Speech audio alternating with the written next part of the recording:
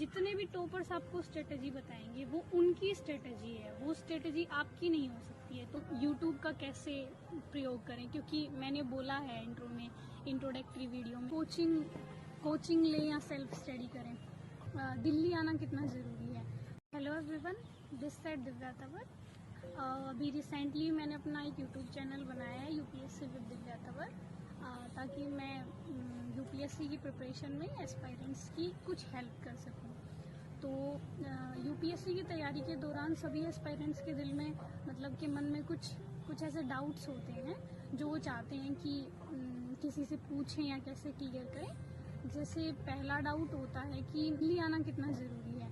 तो मुझे ऐसा लगता है कि दिल्ली आने और यूपीएससी में सिलेक्शन होने में कोई सीधा संबंध नहीं है। अगर आपको ऐसा लगता है कि आप घर पर रह के अपनी मेहनत से, अपनी ईमानदारी से प्रिपरेशन कर सकते हैं, तो मुझे ऐसा नहीं लगता कि दिल्ली आना उतना ज़रूरी है। आप घर पे रह के भी प्रिपरेशन कर सकते हैं। क्योंकि मैंने जब अपना पहला अटेम्प्ट दिया था तो मैं प्रीलिम्स जब मेरा क्लियर हो गया तो मैं प्रीलिम्स क्लियर करने के बाद दिल्ली आई थी मेंस की आंसर राइटिंग के लिए। तो आप प्रीलिम्स क्लियर करने के बाद भी यहाँ मेंस की आंसर राइटिंग के लिए आ सकते हैं, अगर आप कंफर्टेबल हैं, आपको ठीक लगे तो। और उसके बाद मेंस क्लियर हो जाए तो आप इंटरव्यू के लिए, मॉक इंटरव्यू के लिए आ सकते हैं। लेकिन ऐसे परमानेंटली यहाँ रहने के लिए आना उतना ज़रूरी नहीं है। अगर आप गांव में रह के, अपने घर पे रह के पढ़ाई करना चाहते हैं तो वो दैट इज़ गुड, मतलब वो ठीक है। अगर आप मेहनत से पढ़ेंगे तो यूपीएससी उससे भी क्लियर हो जाएगा। और जो दूसरा जो क्वेश्चन होता है बच्चों के दिल में, वो होता है कि कोचिंग लें या सेल्फ स्टडी करें।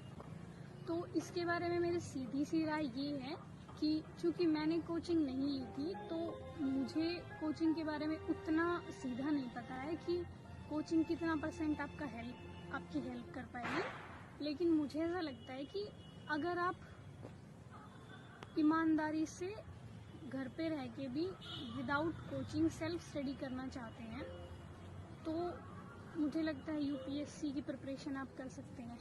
हाँ, इतना हो सकता है कि आप टेस्ट सीरीज़ ले लीजिए, आप मंथली मैगजीन्स ले लीजिए, वो आप दिल्ली से मंगवा लीजिए या दिल्ली आके ले जाइए। तो कोचिंग के लिए अगर आप अफोर्ड कर सकते हैं, आपको लगता है कि किसी टीचर की गाइडेंस की आपको ज़रूरत है, तो निसंदेह आप ज्वाइन कर सकते हैं। क्योंकि कोचिंग लेने से ये हो जाता है कि हमें थोड़ी एक डायरेक्शन मिल जाती है, आपके पास टीचर्स होते हैं आपके डाउट क्लियर करने के लिए। तो आपको लगता है शायद कि ज़्यादा ईजी होगा, नो डाउट वो ईजी होता होगा, लेकिन ऐसा नहीं है कि अगर आप कोचिंग नहीं लेंगे तो यूपीएससी नहीं होगा। तो इसलिए ये आपका अपना स्वविवेक है कि आपको कोचिंग लेनी है या नहीं लेनी है। दोनों चीज़ें सही हैं। अगर आप कोचिंग लेंगे तो वो ठीक है, पढ़ना आपको ही, अंततः पढ़ना आपको ही है, सेल्फ स्टडी आपको ही करनी है। तीसरा पॉइंट ये है कि हम यूट्यूब का कैसे प्रयोग करें, क्योंकि मैंने बोला है इंट्रो में, इंट्रोडक्टरी वीडियो में, कि मेरी तैयारी में यूट्यूब ने बहुत हेल्प की है। तो यूट्यूब का आप ऐसे हेल्प कर सकते हैं कि जैसे आप एनसीईआरटी पढ़ रहे हैं या आप कोई बुक पढ़ रहे हैं, तो उसमें जो टॉपिक आपको नहीं आ रहा है वो टॉपिक आप यूट्यूब पे देखिए, किसी की ना किसी ने तो ज़रूर वो एक्सप्लेन कर रखा होगा, किसी भी टीचर ने। तो जिसका आपको सही लगे आप कोशिश करिए कि वहाँ से आप वो टॉपिक देख लें। मैंने तो 1-2 पूरे सब्जेक्ट यूट्यूब से पढ़े थे, जैसे इन्वायरमेंट है और इकोलॉजी, थोड़ा इन्वायरमेंट एंड इकोलॉजी पढ़ा था, इसके अलावा इकोनॉमिक्स थोड़ा पढ़ा था मैंने। 5th पॉइंट है कि जो मुझे लगता है सबसे ज़्यादा इम्पोर्टेंट है और बहुत सारे एस्पायरेंट्स पूछते हैं कि मैम स्ट्रेटजी बता दीजिए। तो देखिए, इसके बारे में मैं जो सीधी स्ट्रेट फॉरवर्ड बात बोलूँगी कि जितने भी टॉपर्स आपको स्ट्रेटजी बताएंगे वो उनकी स्ट्रेटजी है, वो स्ट्रेटजी आपकी नहीं हो सकती है। तो आप कोशिश करिए कि जिस टॉपर को आपको फॉलो करना है, आप एक बार देख लीजिए उनकी बुक लिस्ट क्या है, वो क्या क्या बता रहे हैं, आप एक बार उनको देख लीजिए। उसके बाद आपको डिसाइड करना पड़ेगा अंततः कि मुझे किस सब्जेक्ट को ज़्यादा पढ़ना है, किस सब्जेक्ट को कम पढ़ना है, कैसे अपनी स्ट्रेटजी बनानी है। क्योंकि मैंने देखा है कुछ बच्चे पूछते हैं कि मैम चार सब्जेक्ट बता दीजिए, वो हम अच्छे से पढ़ लें और हमारा सिलेक्शन हो जाए। तो ऐसा नहीं होगा। अब हो सकता है जो सब्जेक्ट आपको अच्छे से आता हो वो मुझे नहीं आता हो, और जो सब्जेक्ट मुझे अच्छे से आता हो वो आपको नहीं आता हो। तो आप टाइम उस हिसाब से डिवाइड करेंगे।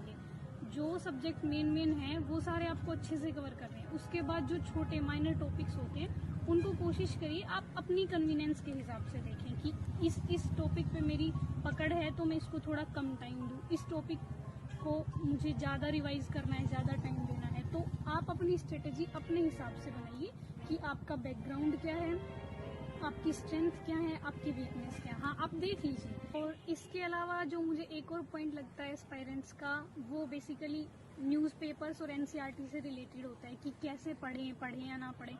तो मैं सोच रही थी कि इस पर हम एक अलग से वीडियो बना देंगे एनसीईआरटी और न्यूज़पेपर के बारे में, जिसमें मैं थोड़ा विस्तार से बता दूंगी। तो लेकिन फिर भी इसमें मैं इतना बता सकती हूँ कि न्यूज़पेपर पढ़ना है, न्यूज़पेपर तो आपको मस्ट है, वो आपको पढ़ना ही है।